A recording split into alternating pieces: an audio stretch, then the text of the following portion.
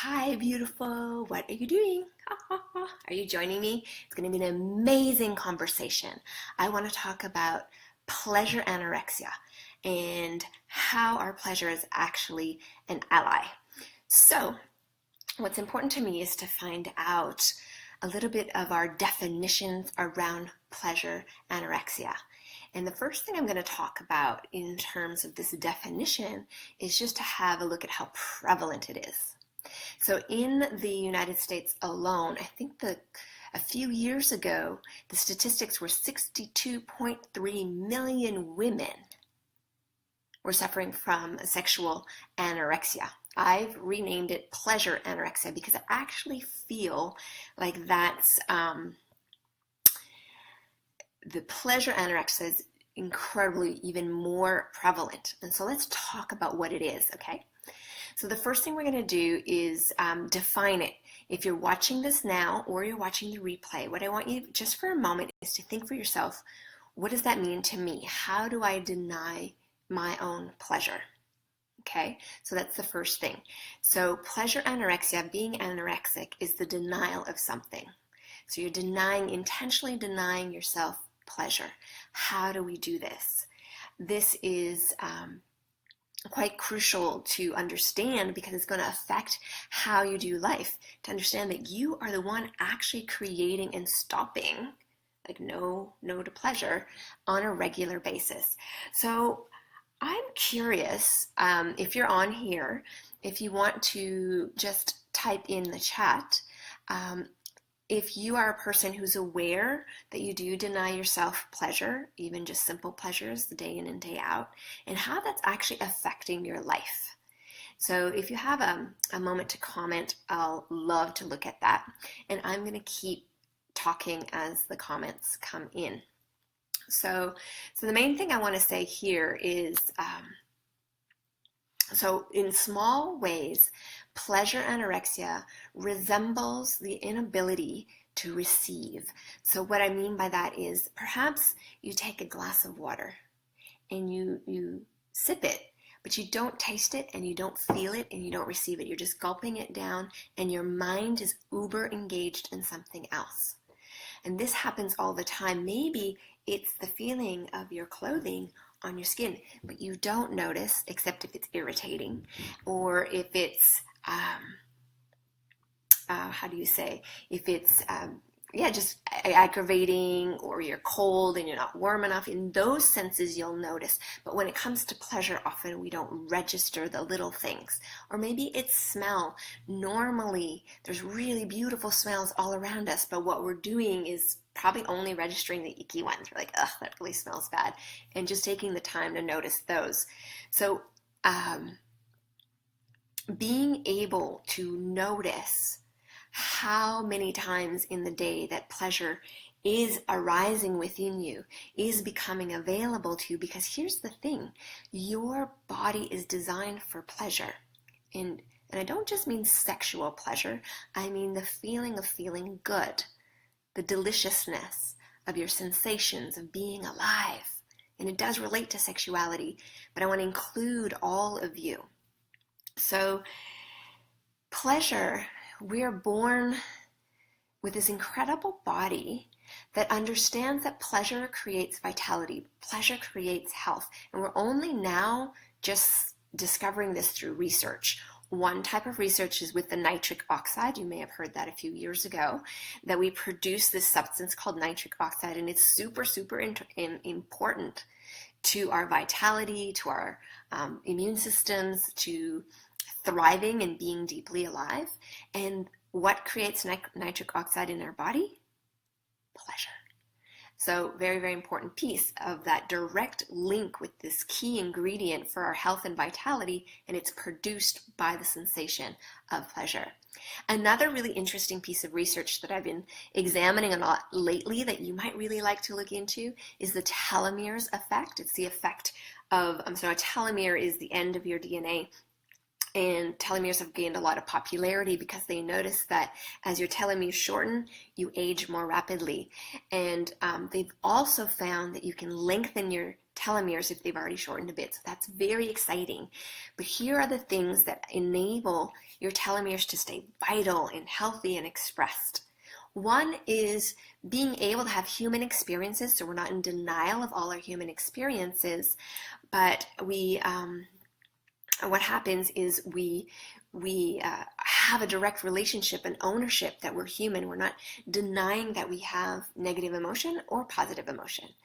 And with telomeres, the other thing that really helps them grow longer and stay healthier, and so that means reversing the aging process, keeping you more vital, healthy, vibrant, is meditation, relaxation, and feeling really good. So we are literally wired that pleasure is an ally. Pleasure isn't a commodity like we've been led to believe. So I'm just going to look at a few comments here. Let's see, I've denied so much, I'm living my life nearly complete suppression. I'm actively working on this. Awesome, Nancy, I love that. So I'm not sure, sometimes Facebook I can't see all the comments, so I apologize if you've written a comment and I'm not seeing it in this moment. But I actually want to address Nancy's comment because it's really important. So here's what we do in our funny society. We're born with this amazing body that's hardwired to keep us vibrant and alive and youthful for as long as we need to be. That means the lifetime, the lifespan that we have. And yet we have made pleasure a commodity. We have made our lifestyle stress. We are addicted to stress. All of us are. We're addicted to the fight or flight syndrome, and we're addicted to the do.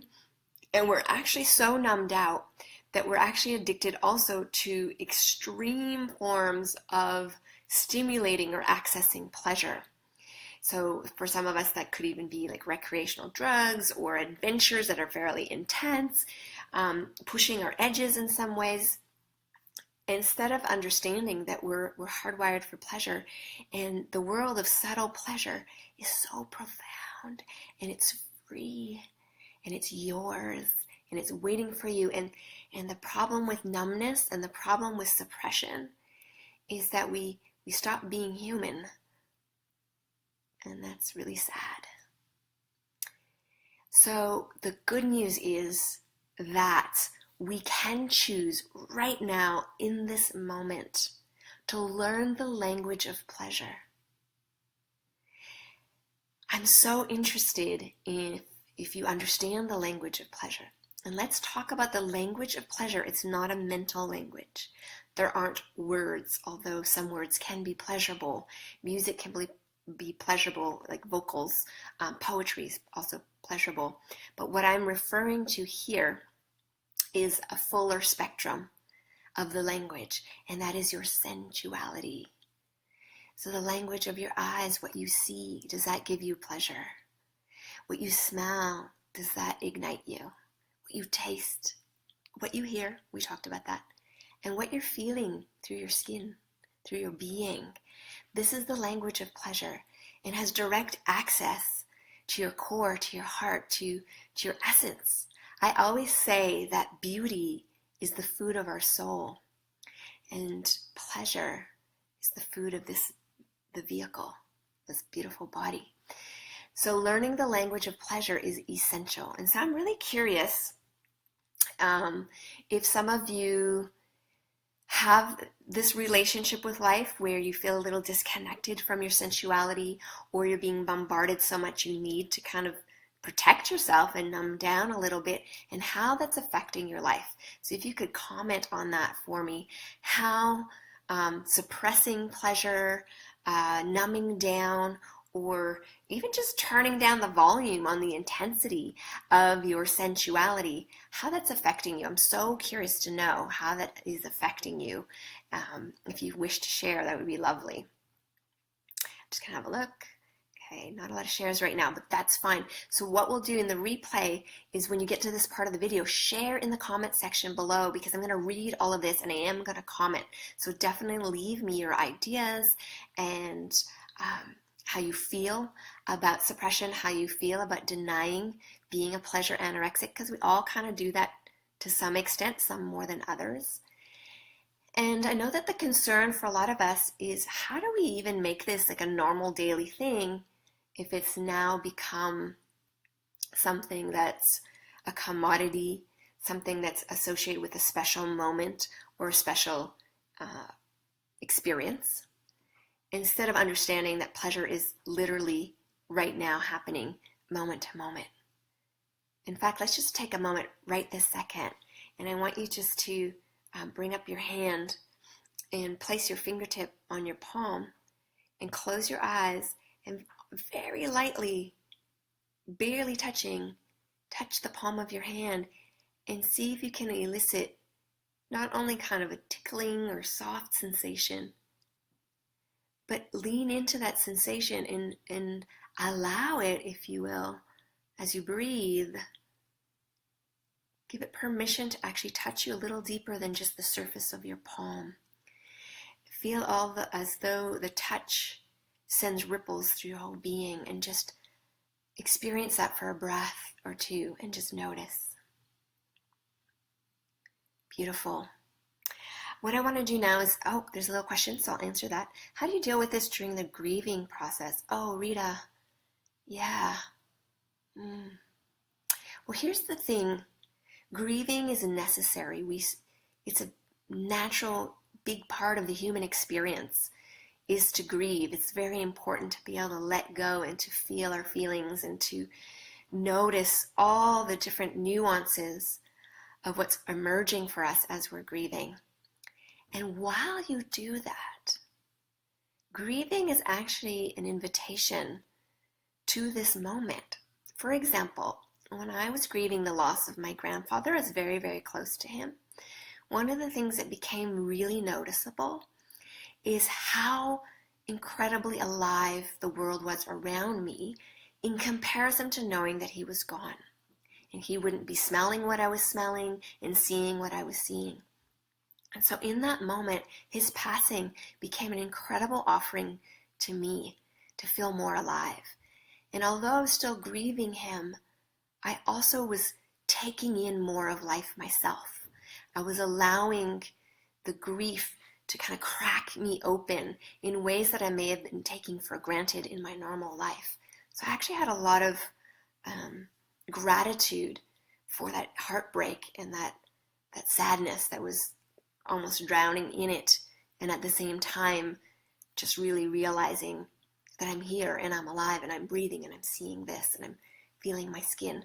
So Rita, that's what I would offer you, is to really love the process that you're in, and at the same time notice right here this moment. If you can, give yourself permission to feel your skin and to hear the sounds of birds singing if there are birds around where you are, and allow your sensuality to just expand just a little bit while you're holding the grief. You can do both. You are actually allowed to be more alive as you're grieving. Okay? That's a beautiful question. Thank you so much, Rita. Amazing. So Nancy says, how it's affected me. I'm not living. I'm existing my way through life. I go from one crappy relationship to another, choosing men who reinforce my feelings and self-worth. That's really painful, Nancy. I get that. I feel that in my heart. So the important piece of what I want to offer with sexual anorexia and becoming aware of it, when we can name the current reality, we name what's actually true right now, with no judgments. We're just like, here's the truth. Right now I'm in a crappy relationship, or right now I'm deeply grieving. Right now I feel really bored. Right now I'm overwhelmed with all my to-do lists. We're really honest about current reality. It gives us the opportunity to have the space to hear what our heart deeply yearns for. And that's what this conversation is really about, is that pleasure anorexia is self-imposed. But at any moment, if we choose, we can come in and make even the tiniest connection with our aliveness. The fact that you can see is a miracle. The fact that you can hear is a miracle. The fact that you can really taste something is amazing. And so learning to come back, and our sensuality allows us not to take life for granted. It actually brings us so present in the moment. It is such a deep gift. So I just want to know, for those of you who are here live with me, and then if you're listening to the replay, I also want to know, so you can leave a comment below. Is there a little aha that you've had so far in this conversation? I think that's really important to name those little moments of like, ooh, that's interesting. So Kendall, you said that's a beautiful awareness. It's very powerful, but I'm curious, what was it that was powerful for you? And Rita, you're saying that's profound. So if you could be really specific, what was profound? Because when we can name those moments, we're actually laying claim to the beauty of our lives. We're laying claim to the truth of our hearts. We're laying claim to our own aliveness. We must name them, because knowing what's true, so current reality, being uber honest, and then feeling the wisdom of our hearts is how we make the most of this life. It's how we become actually very sovereign as sensual beings. So let's see, Nancy. This last year has been a year of awareness for me. I have realized that I'm just one step above misery, and I'm actively working on changing this. I'm feeling my way through the realizations, allowing myself to feel okay about my journeys.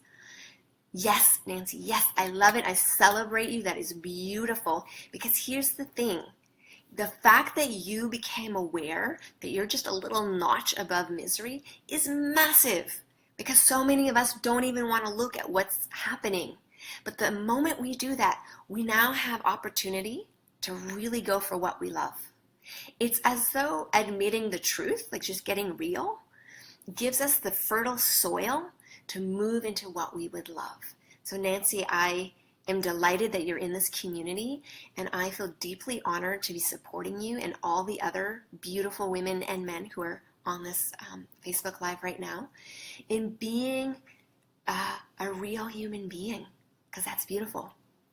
So Nancy and the rest of us, we've admitted that we have a degree of pleasure anorexia.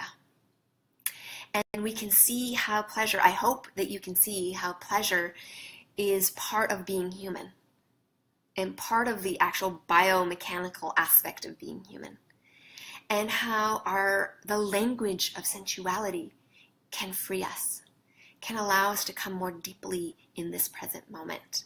I hope you get that. Okay, so just one more. I'm going to look at what Kendall wrote. Beautiful awareness around the gift within grief, the opportunity to be aware of and invite in more life, more aliveness, while also allowing the grief process. I also love how you described that we have made pleasure a commodity and miss out on so much of the subtle pleasure that is available to us right now. Oh, Kendall, I love it. Thank you so much for sharing that. That is gorgeous. So here's what we're going to do. I'm going to end this call shortly, because I like to keep them short and sweet. In the next 10 days, I'm going to talk a lot more about this. I'm really turned on about this, and I think this conversation right now, with the state of how the world is, we need to have this conversation and go more deeply into it. Okay, so in the next 10 days, you're going to be getting more and more of that. I also will be doing a follow-up Facebook Live on this subject, so stay tuned to join me for that.